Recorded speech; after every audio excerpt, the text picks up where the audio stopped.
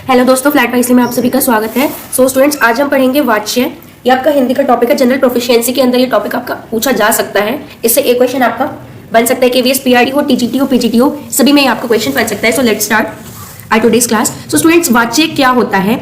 वाच्य क्रिया के हम उस उपरांत को कहते हैं जिससे कि हमें पता चल जाए कि जो हमारी क्रिया हो रही है, यानी कि जो हमारा काम किया गया है, वो कर्ता के अकॉर्डिंग हुआ है, कर्म के अकॉर्डिंग हुआ है या फिर भाव के अकॉर्डिंग हुआ है। तो हमें इन तीनों के अनुसार पता चल जाता है कि हमारी जो काम हो रहा है वो किसके अकॉर्डिंग हो रहा है। जब हमें ऐसा पता चल जाता है तो हम उसे वाच्य कहते हैं। जैसे कि रमा पुस्तक पढ़ती है। अब यहाँ पे ना रमा जो है ये हमारा कर्ता है। कर्ता वो होता है जो कि आपका कार्य कर रहा है।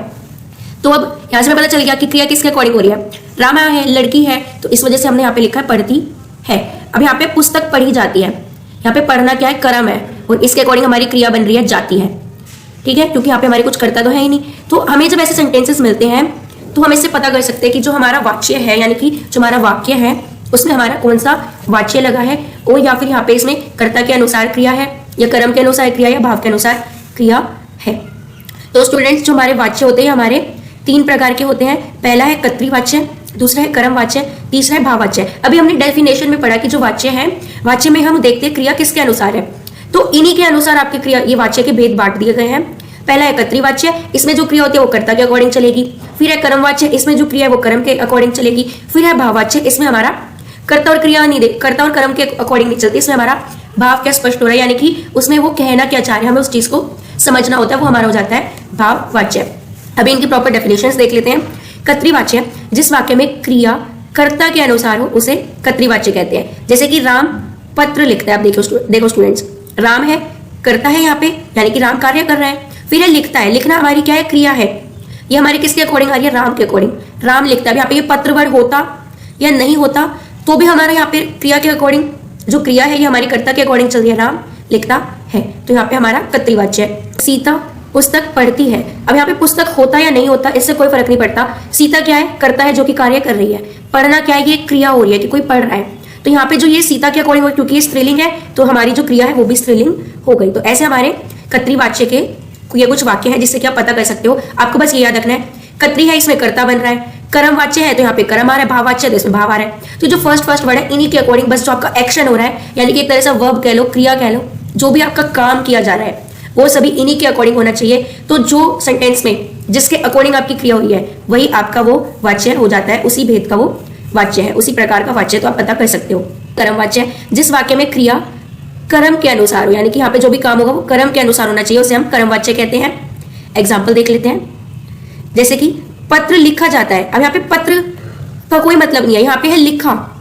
कौन सा कर्म हो रहा है? लिखा जा रहा है ना, कोई चीज जाता है, तो यानी कि ये जो पत्र लिखा जा रहा है, ये पत्र लिखा आपका कर्म हो रहा है, एंड ये आपकी क्रिया है जाता है, तो यहाँ पे हमारा कर्म वाच्य हुआ। पुस्तक पढ़ी जाती है। अब यहाँ पे पुस्तक को पढ़ा जा रहा है, यहाँ पे ये कर्म हो रहा है कि क्या कर्म हो रहा है, क्या काम किया जा रहा है कि पुस्तक पढ़ी जा रही है। फिर यहाँ पे ये आपकी क्रिया है जाना, तो ये आ गया आपका कर्म वाच्य। अब आते हैं नेक्स्ट पे भाववाच्य, जिस वाक्य में क्रिया कर्ता और कर्म को छोड़कर भाव के अनुसार हो, यानी कि यहाँ पे आपको जो भी सेंटेंस दिखेगा ना, जहाँ पे कि ना कोई कर्ता आ रही है ना ही कोई कर्म के अकॉर्डिंग क्रिया, वहां पे सोच लो कि भाववाच्य लग रहा है। जैसे कि देखिए, उससे बैठा नहीं जाता है। अब यहाँ पे आपको कोई कर्म दिख रहा है? नहीं दिख रहा। या कर्ता दिख रहा है? तो नहीं दिख रहा, बस हमें क्रिया पता चल रही है कि ठीक है उससे बैठा नहीं जाता, लेकिन ये किसी के अकॉर्डिंग नहीं है, तो यहाँ पे एक भाव स्पष्ट हो रहा है, इसलिए हो गया हमारा भाववाच्य। राम से खाया नहीं जाता। अब यहाँ पे हमारा कर्ता राम के अकॉर्डिंग, राम करता है, खाया नहीं जा रहा कर्म है, लेकिन इसके अकॉर्डिंग हमारा क्रिया नहीं हो रही, खाया नहीं जाता है। यहाँ पे आपको कहीं से लग रहा है, यहाँ पे एक भाव स्पष्ट हो रहा है कि यार उससे ना खाया नहीं जा रहा, बेचारा वो तकलीफ सी में है, तो यहाँ पे हमें भाव दिख रहा है। तो हमारे कर्ता और कर्म को छोड़कर यहाँ पे भाव के अनुसार हमारा वाक्य बन रहा है और क्रिया लगाई जा रही है, तो इसलिए हो जाएगा आपका भाववाच्य। अब स्टूडेंट्स, ये ना एक नोट है, इसको ये 3 पॉइंट्स है जो कि इन तीनों वाच्य के भेदों के अकॉर्डिंग है, सो ये हमें पता होने चाहिए। कर्तृवाच्य में सकर्मक और अकर्मक दोनों क्रियाएं होती है। ये चीज इंपॉर्टेंट है कि इसमें आपको कर्तृवाच्य जो यानी कि जो करता है, इसमें आपको जहाँ पे कर्म हो रहा है वो क्रिया भी मिलेगी, और जहाँ पे कर्म नहीं हो रहा वो क्रियाएं भी मिलेंगी। कर्मवाच्य में क्रिया केवल सकर्मक होती है, लेकिन जो आपका कर्मवाच्य है इसमें हमेशा आपकी क्रिया सकर्मक मिलेगी, यानी कि इस सेंटेंस में आपको हमेशा कोई ना कोई काम करता हुआ दिखाई जरूर देगा। क्रिया का लिंग वचन और पुरुष कर्म के अनुसार होता है, यानी कि जो हमारी क्रिया होती है ना, उसका वो पुल्लिंग है या स्त्रीलिंग है, उसका वचन एक वचन है या बहुवचन है, तो वो सभी हमें किस अकॉर्डिंग पता चलता है? कर्म के अकॉर्डिंग। जिस शब्द में जो शब्द है आपका वो अगर पुल्लिंग है तो आपकी क्रिया भी पुल्लिंग हो जाएगी, अगर आपका शब्द एक वचन में है तो आपका क्रिया भी एक वचन में होगी कर्मवाच्य के अकॉर्डिंग। कर्म वाच्य का प्रयोग विधान और निषेध दोनों स्थितियों में होता है। कर्म वाच्य में यह रहता है कि कोई चीज फिक्स है कि ये चीज करनी है, और कोई चीज फिक्स नहीं भी है, तो ये दोनों ही स्थितियों में होती है। जैसे कि हम बोलते हैं ना कि विधि का विधान है कि अगर आप ऐसा करोगे तो ऐसा हो जाएगा, या अगर शादी है तो हमें विधियों के अकॉर्डिंग चलना है। तो वहां पे जो भी आप क्रियाएं कर रहे होते हो ना, जो कर्म कर रहे होते हो, वहां पे आपके सारे सेंटेंसेस कर्म वाच्य के अंदर आते हैं।